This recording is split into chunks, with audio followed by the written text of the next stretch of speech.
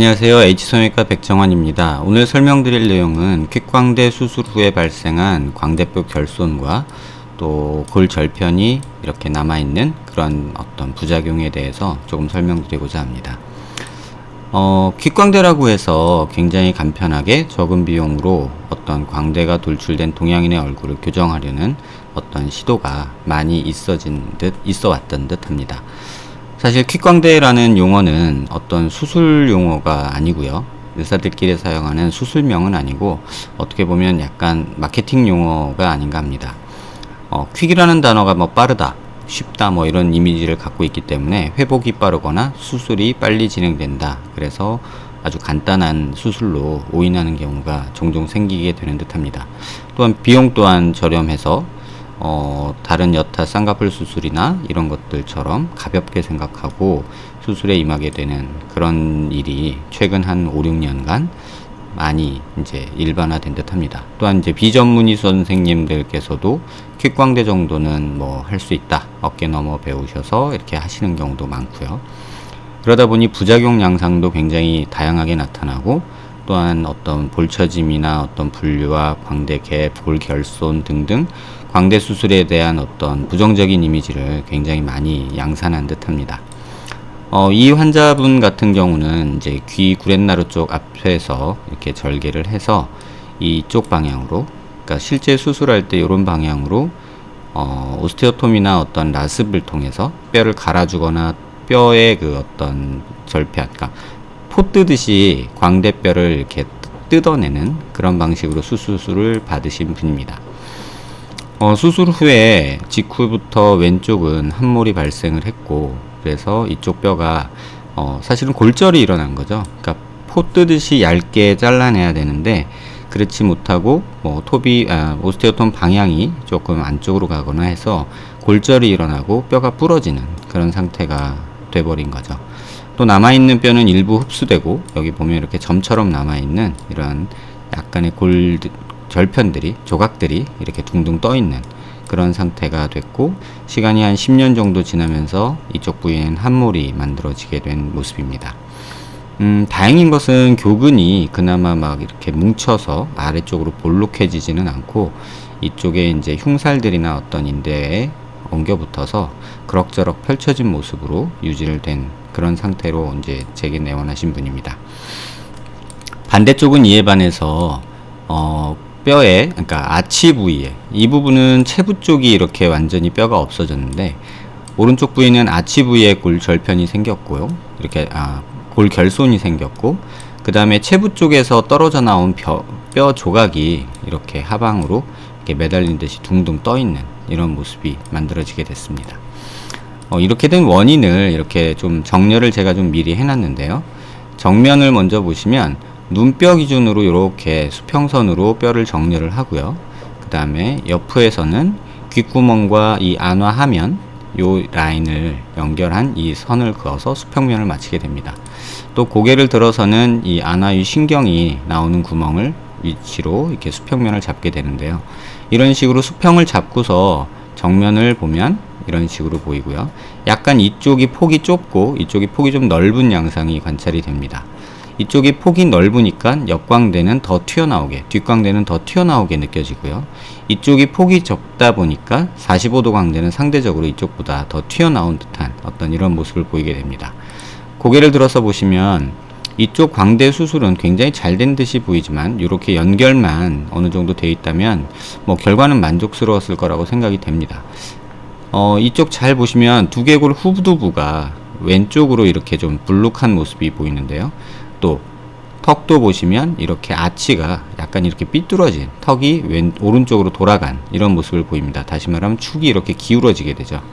이렇게 기울어졌을 때는 상대적으로 45도 광대가 오른쪽이 튀어나와 보이고, 기울어지니까 이쪽 뒤가 옆으로 넓어지면서 이쪽은 뒷광대가 더 넓은 양상이 나타나게 되죠. 그래서 실제 수술할 때 계획 자체는 굉장히 경험이 있으셨던 분이 계획 자체는 잘 세우신 듯 합니다.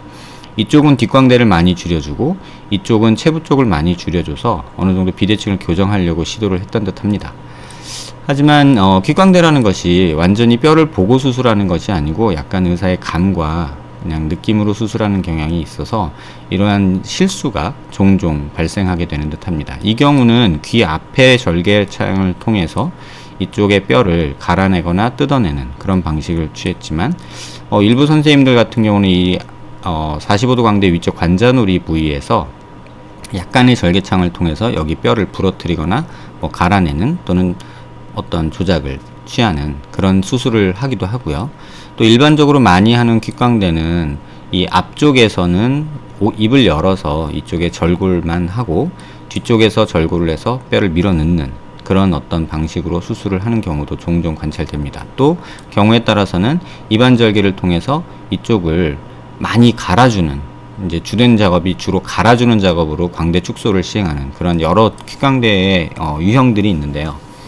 이 모든 유형들이 공통적으로 가지는 장점은 수술이 조금 빨리 끝난다는 장점이 있습니다. 근데 수술이 조금 빨리 끝난다는 것은 어떻게 보면은 광대 수술에 필요한 여러 그 조작들을 어느 정도 생략하고 건너뛴다라고 볼 수도 있습니다. 수술이 빨리 끝난다는 것은 수술하는 의사가 숙련돼서 그 조작이 익숙해져서 빨라지는 것이 옳지, 무조건 빨리 하려고 어떤 꼭 필요한 조작들을 어떤 생략하는 게 많아지면 이러한 위험성은 그거에 비례해서 올라간다고 생각이 됩니다.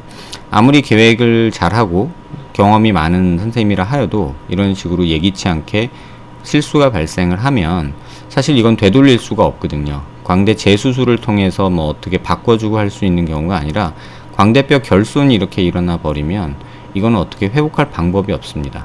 이 큰 부위를 뼈 이식을 통해서 연결을 해준다 하는 것도 현실적으로는 어려움이 있고요. 또 이렇게 반대쪽에 아치 부위에만 결손이 있는 경우는 사실 건강상이나 생활상에는 아무런 문제가 없습니다. 여기 뼈 좀 떨어져 있다고 해서 체부 쪽에서 단단히 붙어 있기 때문에 아무런 문제가 생기지 않지만, 가능한 한 수술을 하는 입장에서는 이런 부위까지도 생기지 않도록 노력을 하는 것이 옳지 않나, 또 수술받는 입장에서도 굳이 이런 위험성을 감내하면서 이렇게 수술을 해야만 할까라는 의문이 개인적으로는 있습니다. 또 이 방법의 단점이 이렇게 골 절편이 뜯어져 나오면서 밖으로 제거제도 못하고 이렇게 남아서 안에서 둥둥 떠 있는 양상으로 이렇게 남아 있는 경우가 종종 관찰되는 듯 합니다. 또 이렇게 막 45도 광대를 많이 갈아주는 어떤 수술 방법에서도 골 가루나 골 절편 조각들이 이렇게 둥둥둥 떠다니는 그런 모습이 관찰되고, 또 이 체부 45도 광대가 너무 얇아진 나머지 여기에 결손이 생기는 경우를 종종 보게 됩니다. 광대 수술을 계획하시는 많은 분들이 붓기, 회복기간, 비용 이런 것들에 이제 고민을 하다 보면 귓광대라는 유혹에 빠지게 되는 것 합니다. 귓광대 수술의 유혹에 빠지게 되면 그 위험성에 대해서는 의사의 말에 의존하게 되죠. 경험이 많다, 문제 없다, 효과 본다, 아주 회복이 빠르다.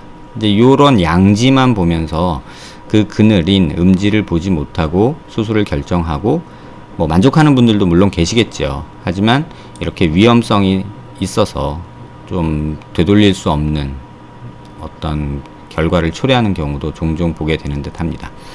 수술을 결정함에 있어서 정확한 진단과 수술 계획, 그 다음에 계획한 대로 수술을 정확히 실행할 수 있는 의사의 경험, 손재주라고 할 수도 있겠고요. 그런 것들이 모두 만들어졌을 때 조금 더 안전한 수술이 되어야 될 수 있다고 생각을 합니다. 다른 여타 물품을 구매하거나 이런 행위와 달리 성형수술도 엄연한 의료행위이기 때문에 이러한 부분에 있어서 너무 비용이나 회복, 어떤 그런 단순함 이런 것들만 추구한 나머지 이 환자분과 같이 돌이킬 수 없는 후유증에 다시 재수술이나 어떤 큰 재수술 계획을 해야 되는 그런 경우를 만들지 말기를 바라는 마음에서 오늘은 말씀드렸습니다. 광대 수술을 준비하시는 분들께 참고가 되는 내용이 되었길 바랍니다.